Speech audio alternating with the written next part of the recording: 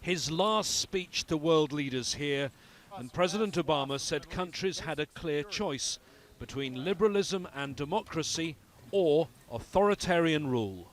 In a place like Syria, where there's no ultimate military victory to be won, we're going to have to pursue the hard work of diplomacy that aims to stop the violence and deliver aid to those in need and support those who pursue a political settlement and can see those who are not like themselves as worthy of dignity and respect. Across the region's conflicts, we have to insist that all parties recognize a common humanity and that nations end proxy wars that fuel disorder.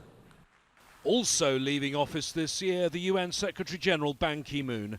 Speaking hours after a convoy carrying UN aid was attacked, he sounded angry and took the opportunity to single out one party in this long war.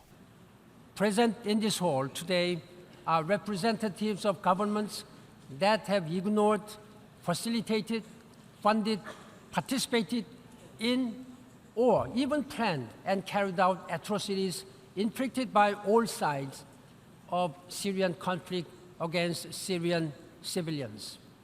Just when we think it cannot get any worse, the bar of depravity sinks lower. French President François Hollande demanded accountability for crimes in Syria, particularly for the use of chemical weapons, and he called for immediate action at the UN. The Security Council should meet as soon as possible.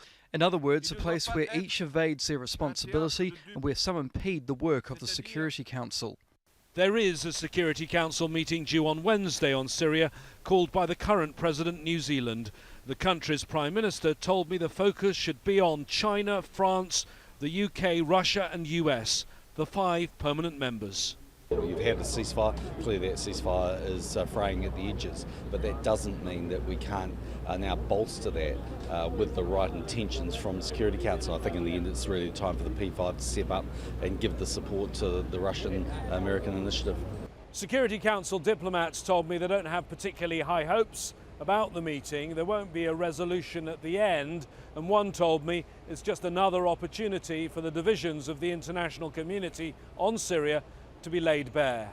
The key international and regional players, the International Syria Support Group, has already held a meeting in New York. They promised to reconvene at the end of the week. Between now and then, there'll be intensive efforts to try and revive the ceasefire.